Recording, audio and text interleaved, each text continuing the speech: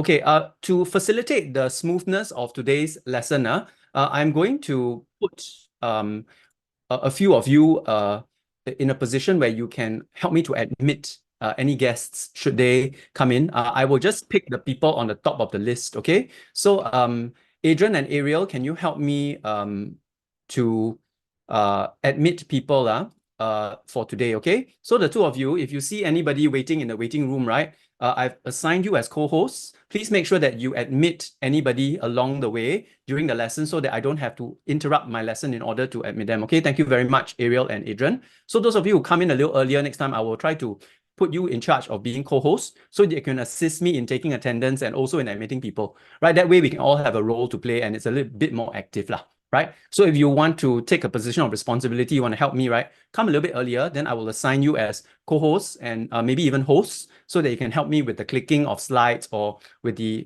collation of responses from the rest of the students, all right? So a gentle reminder, when you come in, please make sure your camera is on, Javier. Please turn your camera on. Okay, I'm glad to see that everybody else, your camera is on. Try not to make me have to remind you, okay, every single time, because you know that I really don't like to repeat myself, right? Okay, so do try to remember what are the conventions when we come in. We want to center ourselves. We want to be fully present. We don't want to be doing other things. We don't have other screens in front of us. We don't want to be considering other things to distract us. We want to focus and we want to be present. And that means cameras on at all times, okay? So please make sure that you are turning your camera on. If not, send me a short message explaining to me why you can't turn your camera on. It could be that you're in transit. It could be that your camera is spoiled. It could be that you're in a place that's not convenient for you to turn your camera on. Totally understand. That's perfectly fine, okay? I understand. But please let me know by sending me a short message so that I am able to see you. Javier, turn on your camera, please. Thank you very much. Okay, now without further ado, I'll get into today's lesson. I'm glad to see all of you. Now, I'm going to very focused in today's lesson on two particular terms, and you can jot this down. One is precision, which is in the title slide, precision, and the other one is concision, okay?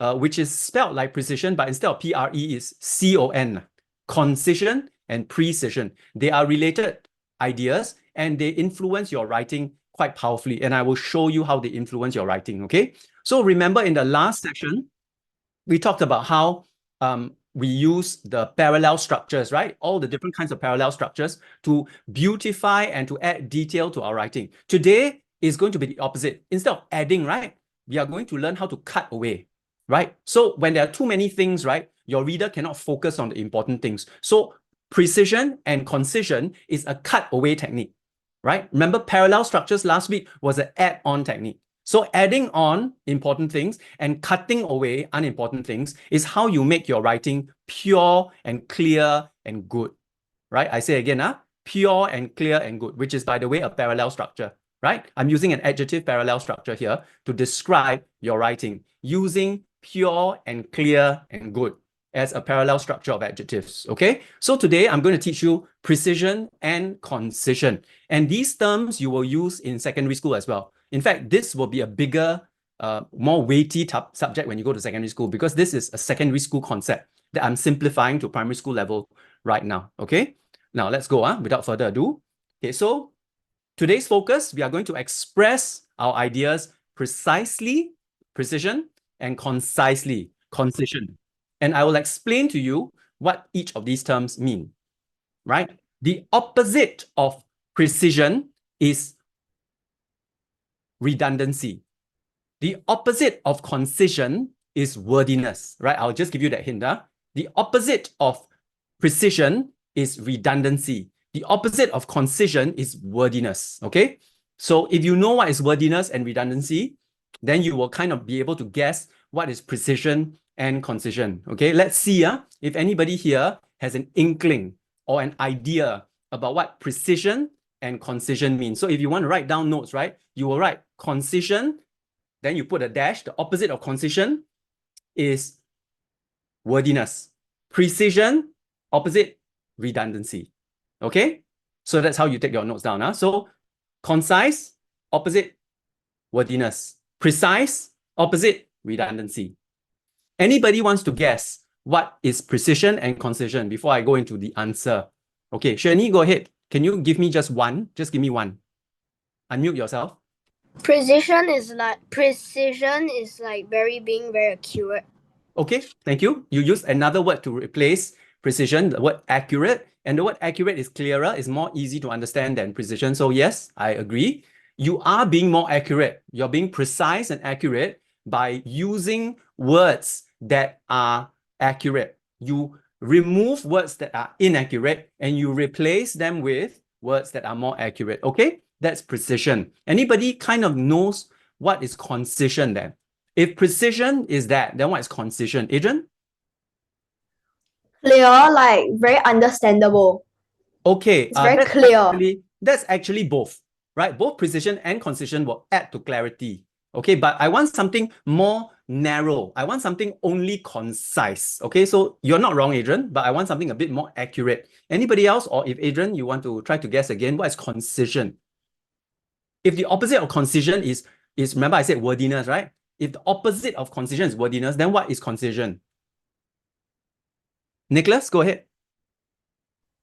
Something more general. No. There's nothing to do with whether it's specific or general, right?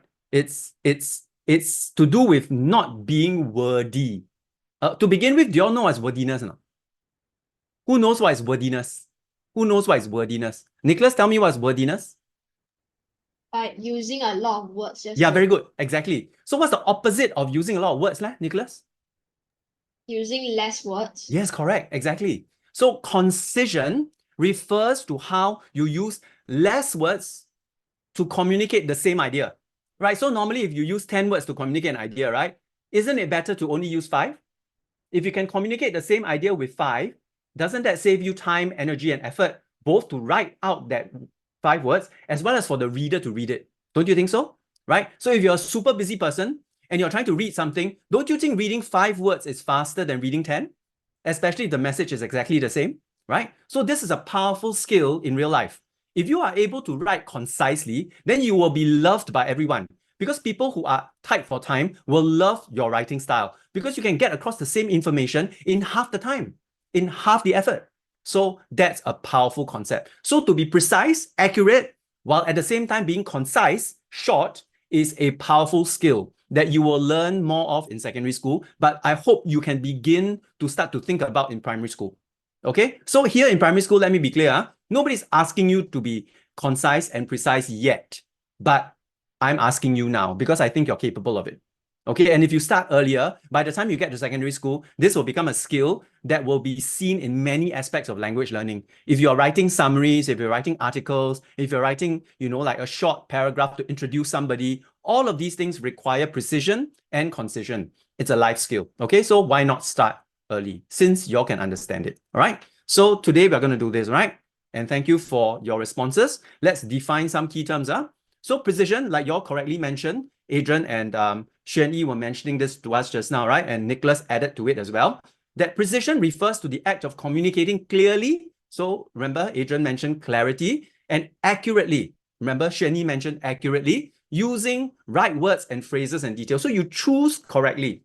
You don't anyhow write, right? You don't just throw in any word you know. You think about what is the most suitable in order to communicate clearly. And then secondly, concision refers to using fewer words, like Nicholas mentioned, right? The opposite of wordiness is less number of words without sacrificing the meaning, without sacrificing the clarity. So if you're taking notes, if you have a notebook in front of you, write down the red words. It's good enough, right? All the other black words, not very important, okay?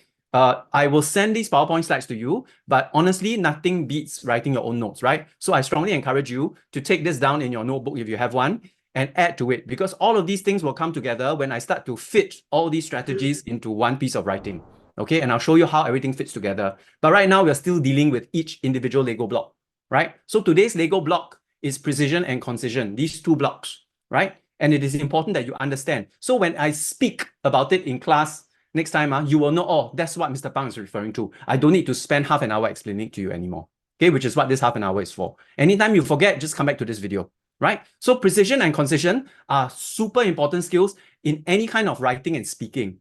If you speak a lot, but you end up saying very little, then people won't listen to you, right?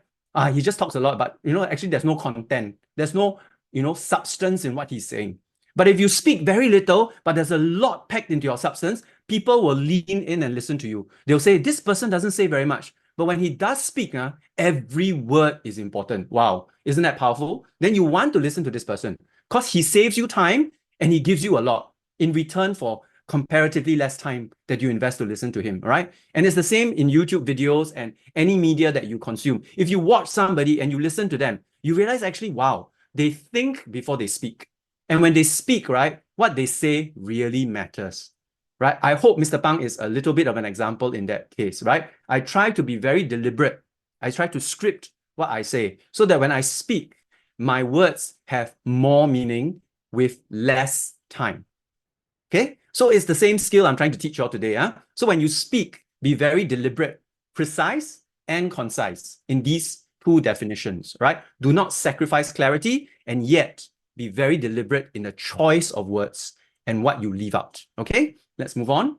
Okay, so I already mentioned, and I think the boys also explained very clearly to us, wordiness is unnecessary use of words, and I'll show you examples later. Redundancy is unnecessary repetition. Did you all get a chance to see the very nice little flashcards that I sent to you through WhatsApp? Do you know which ones I'm talking about? Let me show you. Okay, I don't know if I can. Okay, let me see if I can show you the flashcards. Okay. I'm sorry, I'm subjecting you to some of my additional stuff.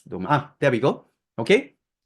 These flashcards I actually sent to you in the WhatsApp chat group, right? Okay. Do you find some of these expressions very familiar? Do you all say things like that sometimes? Right? Yeah, right. Okay. Like this is the honest truth, right? You hear people saying that this is the honest truth, but actually it's redundant, right? Because truth is by its nature honest lah, right? If it's not truth, then it will be a lie already, what? So it won't be an honest truth. Then you say, I want to completely destroy, this particular thing. You can't completely destroy something because to destroy already means to completely dismantle and remove it. So the word completely is built into the word destroy, right? All of these are redundant expressions.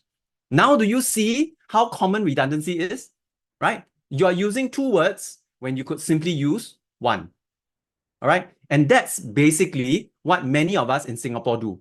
In order to emphasize something, we try to use two words that mean the same thing to say the one thing. We have to try to avoid that, okay? Because it's a meaningless waste of time, right? So when you say end result, the end result of this is that I lost everything. End result is also redundant, right? Because the result is the end, right? At the end of what you do is the result, right? Okay, so you don't say end result. And you don't say added bonus either. Because if you say bonus, bonus already means it's added to what you already have. A bonus is something that's added to what you already have. So you don't say added bonus, right? So notice these are things that we always say. Don't you agree? We always say these things are very common, right? And here are a few more, right? Okay, if you look at these, you will realize that redundancy or wordiness is very much more common than you think. Okay, if you notice that you are using some of these words yourself, right, then congratulations, you are being redundant. Okay, which is not a good thing, right? I'm being sarcastic when I say congratulations, right? It's not a thing to be congratulated about. Okay, imagine if you string all of these things up in a conversation, you will be extremely redundant. Okay, and it is not strange to hear people use many of these expressions in the same sentence, right? Anything you all want to ask or not? Anything you all disagree with or not? It's quite clear, right? Okay, but we don't think about it. We just say it.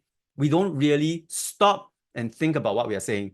And then we realize if we do, that what we're saying doesn't really make sense. Okay, because it's two words with exactly the same meaning stuck next to each other, right? It's very glaring, okay, if you think about it, right? So back to my presentation. Okay, so key definitions out of the way. Why do we do this? Why must we be precise? Because at the end of the day, whether you write or whether you speak, boys and girls, your ultimate aim is to communicate yourself and your ideas. And the more clearly, right, I believe the boys mentioned earlier, the more clearly you communicate, the more effective you will be in whatever you do, right? Whatever you do, right? I don't care whether you are a doctor, you're a lawyer, you're an engineer, you're a project manager, you're a businessman, you're an entrepreneur. It doesn't matter what you do. You have to communicate yourself clearly. And if you don't do it clearly, people misunderstand, mistakes occur, and things get lost. Okay, so it is very important that precision and concision guides your communication in all forms and manners that you do it in. All right. Okay, so let's take a look at some examples. Okay, very good. I'm right on time. Okay, so let's take a look here. I have categorized these sentences into 4. Okay, just take a look at them. Which one is your favorite? Please enter into the chat. Just chat with me alone will do. Then I will tell you what's the result, okay? Anyway, you can only chat with me, right? Please write down 1 for precise, 2 for concise, 3 for wordy, and 4 for redundant. It doesn't matter. It doesn't matter whether, whether which one is right or wrong. You just choose which one is your favorite. Okay, just choose one. So write 1, 2, 3, or 4. Let's see, There's no, well, there is a right answer, but there are no wrong answers in that sense, okay? Okay. All right, okay. I'm seeing a lot of 2s, right? I'm seeing 1 or 2 1s. That's very interesting. The 2s far outweigh the 1s. I have a few 3 and 4. Very interesting, okay? Okay, please keep it coming. Just 1, 2, 3, or 4. Come on, keep going. Yep, thank you. All right, 2, okay. Okay. Interesting. All right. Some of you are ranking it. Very good. Okay. 1, 2, 3, and 4 in that order. Okay. So 1 is your favorite, 2 is your second favorite. Okay, that's fine. That works too. Okay, that's good. Okay. Awesome. All right. I can tell very clearly that 2 is the most popular, right? Are you all surprised that 2 is the most popular? No lah, right? Then followed by 1. Okay, 1 is the second most popular. And then after that, interestingly, 4, right? 4. A few of you chose 4. Okay, can I ask, like maybe a few of you, why you chose 4? Shani, can you tell me why you chose 4?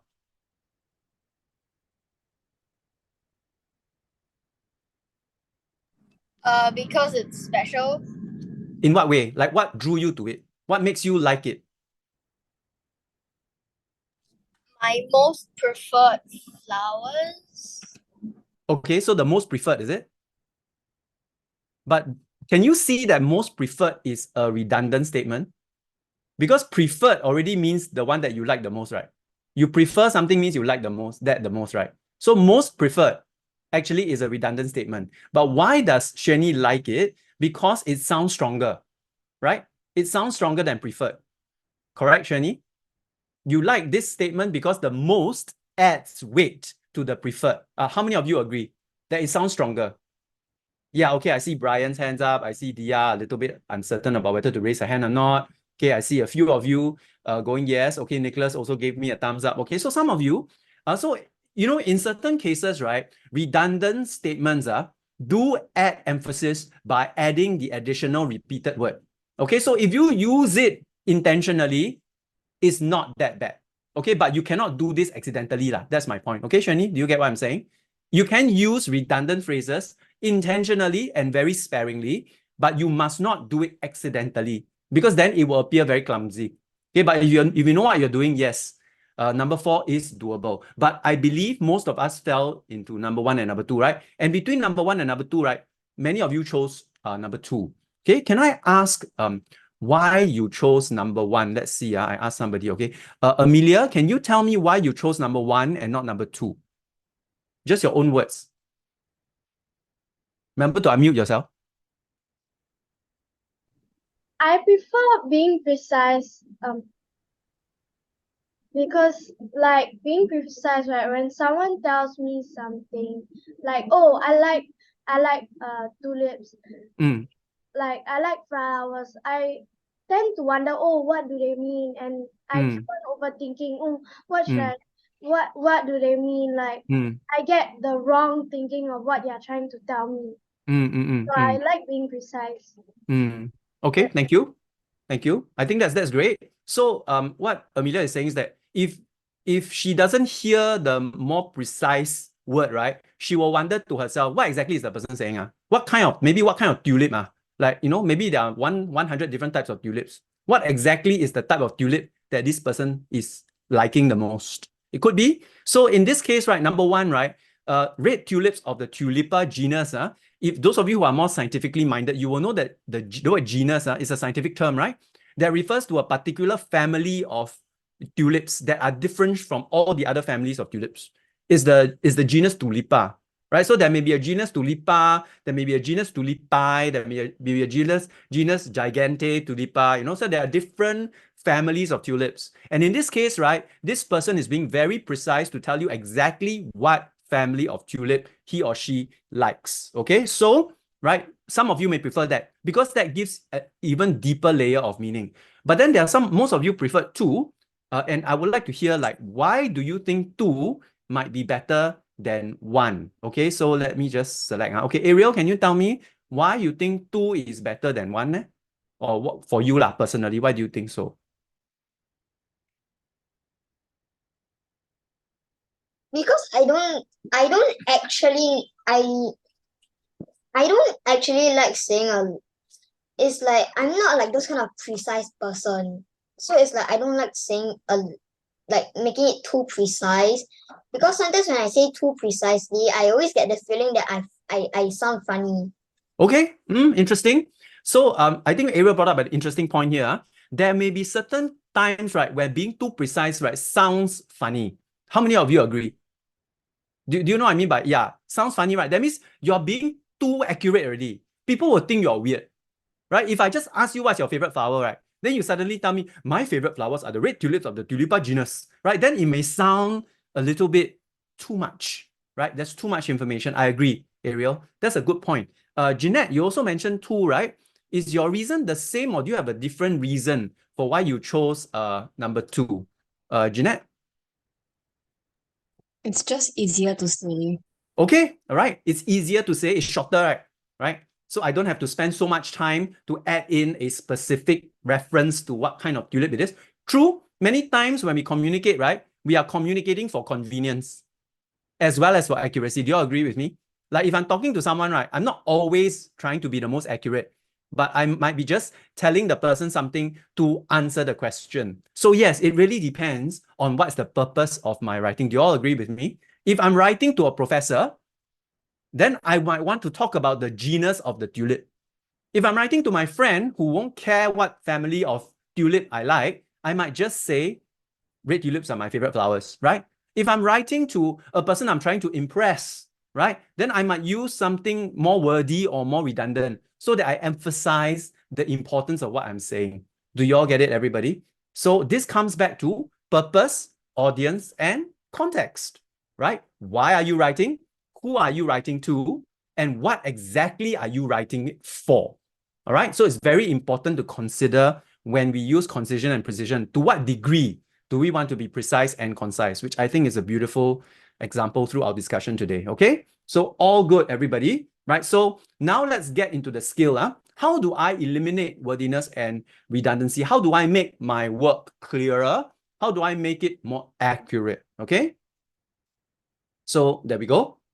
These are some tips. If you are taking notes, right, just write down straightforward, right? And then write down avoid unnecessary adjectives and adverbs. Okay, then write down replace wordy with concise.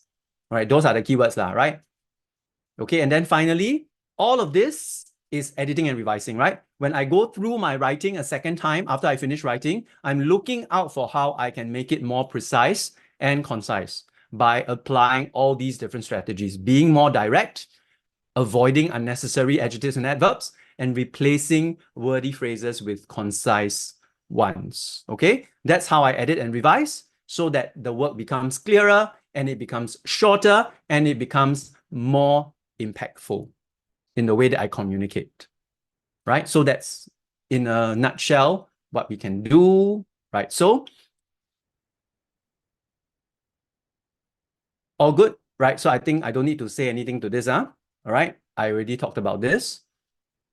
Okay, so we already went through some of the examples earlier on. Okay, I'm coming to a quick landing, right? As I'm sure y'all can detect, Okay, so redundancies have to do with repeated words, right? By the way, what does superfluous mean? Anybody knows what superfluous means?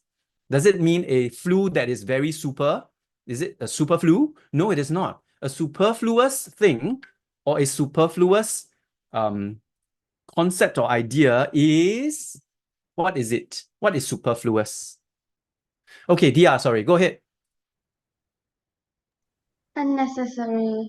Unnecessary. Claire? I want to be unnecessary too. You're also going to say unnecessary, okay? Jenny? A synonym of redundant. It is, but you're still not answering the question. I'm not asking you what type of word it is, right? I'm asking you what it means. Yeah, it is a synonym of redundant, no doubt. So it is unnecessary, yes, but that's only a part of it. I'm looking for one or two other words. Anybody else? Superfluous. Yes, Dia. Extra. Extra, right? The word super, as you all know, is extremely, right? Okay. Fluous means like extra, lah, right? So it's like, it's totally extra. I don't need it. It's extremely extra. I don't need it at all. I don't even need it to be existing within this particular phrase. So redundant or superfluous word is a word that is not required for the meaning of that particular phrase to be communicated. Okay. So like I said, we've already gone through some examples. Enough said there. Okay. So I'll let y'all go through this. Y'all just look at this. Okay. That's, in a nutshell, what are some of the things that you can do as you are editing and revising your work? Okay, you can come back to this later, right? I don't have time to go through it, and I want to keep this session short. So I'm going to end it here. What is your homework? Your homework is to finish up the 3-page worksheet that I've sent to your parents. It's actually very easy. Every page only has 3 or 4 questions. So please help me to print it out, right? If you have any problems with printing, please message me separately, okay? And I will arrange for a copy to be printed for you and then pass through Mrs. Ong to you. Okay, so that's your only piece of homework. Please work on that. And then next Wednesday, right, we are going to write a composition together using all of the strategies that we've covered up until now, right? All 8 strategies. We'll try to combine everything into one composition. Okay, so next Wednesday, please try to make more time. We will take about an hour, I estimate, thereabouts, for the writing activity. So do come with your, like foolscap pads, because I will need you to write it out physically on a piece of paper. Okay, that will be your writing activity next Wednesday. Okay, so next Wednesday, 2:30, I will see you all here. We will have a slightly longer lesson until 3:30. Please try to revise parallel structures, right? Precision, concision, right? All the different adjectives, adverb, add-ons, and all the different strategies we've covered up until now for writing. Okay, then I'll try to put everything together into one package for y'all so that y'all will be ready for your WA, okay, which is coming up. There will be a non-weighted assessment coming up on writing.